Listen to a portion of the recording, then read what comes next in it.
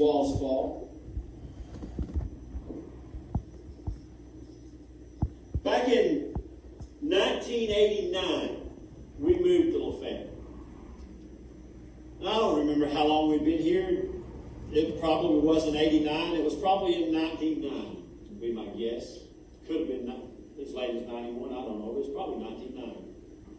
I had to buy a set of tires. And I called around to several stores to try to get the cheapest tires that I could because I didn't have any money. You know how that is. I couldn't afford to go buy expensive tires.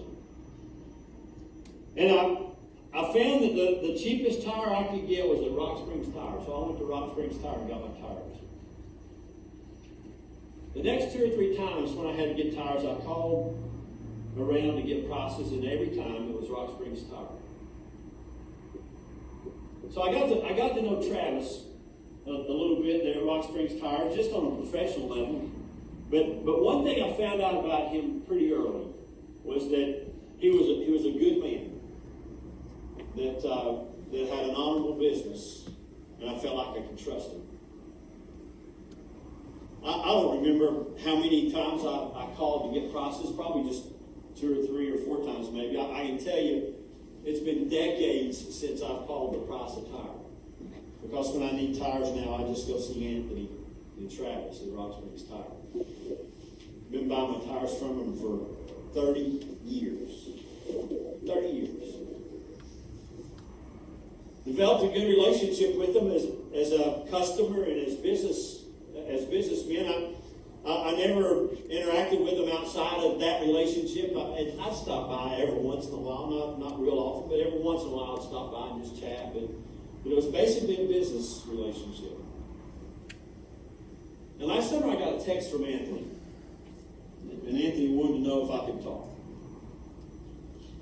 Sure, be happy to. And Anthony's marriage was in trouble, and he asked me if I could counsel or if I knew anybody that could. And I told Anthony, I said, I'll be happy to meet with you and counsel with you. If it gets to be more than I feel like I can handle, I'll refer you to someone else, but I'll be happy to meet with you. So I met with Anthony. In the meantime, Anthony reached out to Chris McDaniel, who many of you know. And when he reached out to Chris, he shared what was going on with Chris, and Chris invited him to go to church with him. And I think it was that night or the next night, and Anthony went to church. And by the time me and Anthony got together for that counseling session, Anthony had gotten saved. He had surrendered his life to Christ at church that night with Chris. So Anthony and I began to meet weekly. And it was pretty evident that there were some significant walls in that marriage. Significant walls in that marriage. And from the very first time we met, Anthony owned the issues within the marriage. He said, it's on me. It's on me. And he began sharing with me how he had failed to be the husband that his wife needed him to be. And we met for, I don't remember how long it was, but we met weekly for a period of time. And I talked to his wife on the phone a couple of times. She never came in to meet with us, but I talked to her on the phone a couple of times. And I can tell you those walls are significant. And I told Anthony, I said, Anthony, what you need to do is you need to go after God's agenda for your life. You need to do everything that you can to be the man that God's called you to be. I don't know what's going to happen in your marriage, but I know this.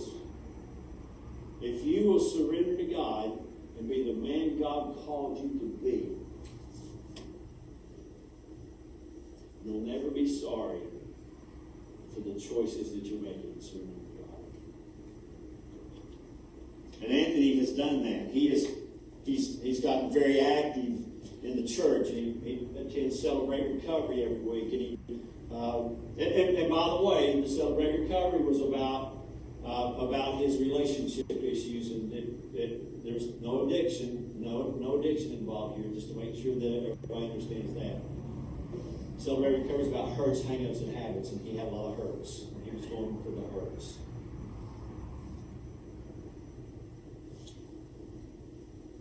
On Friday of this week, our small group got together to watch War Room right here in the fellowship hall Friday evening.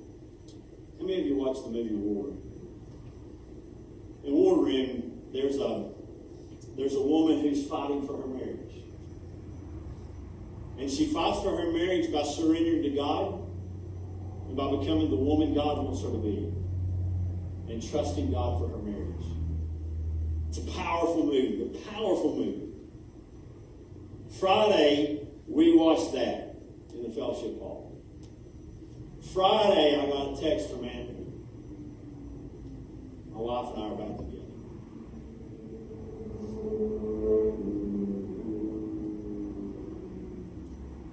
I shared a series of texts. Oh man, my phone's back there recording. I was going to read some text from Anthony. It's okay. I know enough about what they are that I can tell you basically what he said. So I asked him what happened for them to get back together. And he said, February the 19th, I had a dream. And in that dream, my wife and I were walking across the parking lot, holding hands, to go to the office to turn in the keys on the apartment where she was recently. He said, I didn't do anything with it for a few days, and then I texted her just to tell her about the dream. A couple of days passed, and she texted me back. And I may not have, I may be off about a little bit on the time frame, but I know it's February 19th you had the dream. She texted me back and said, and asked him, what night did you have that dream? And he told her February 19th, and she said, we need to talk. So they got together, and she relayed that the very next night, February 19th, Anthony had a dream that they were turning in the key. February the 20th, she had a dream. And in her dream on February 20th, God told her, get rid of all the stuff in your apartment and go home.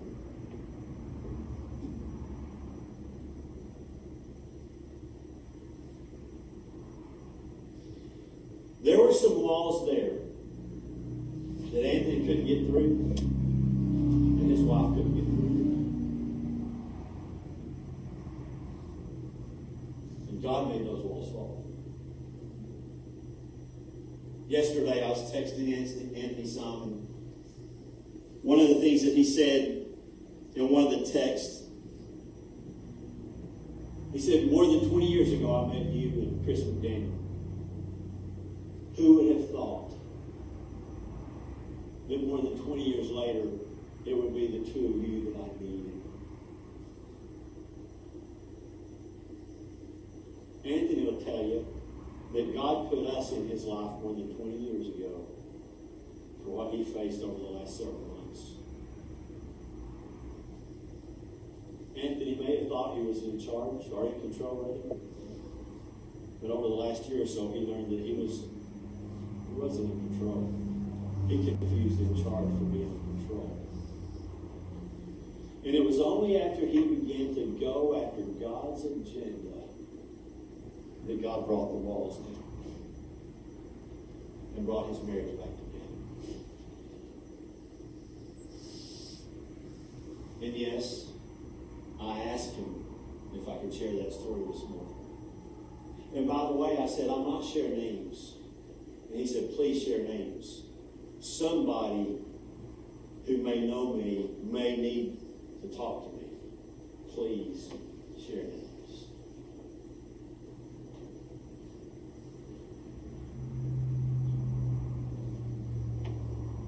I don't know what kind of walls you have in your life.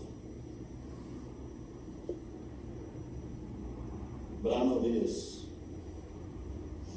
God makes walls fall. God changes lives.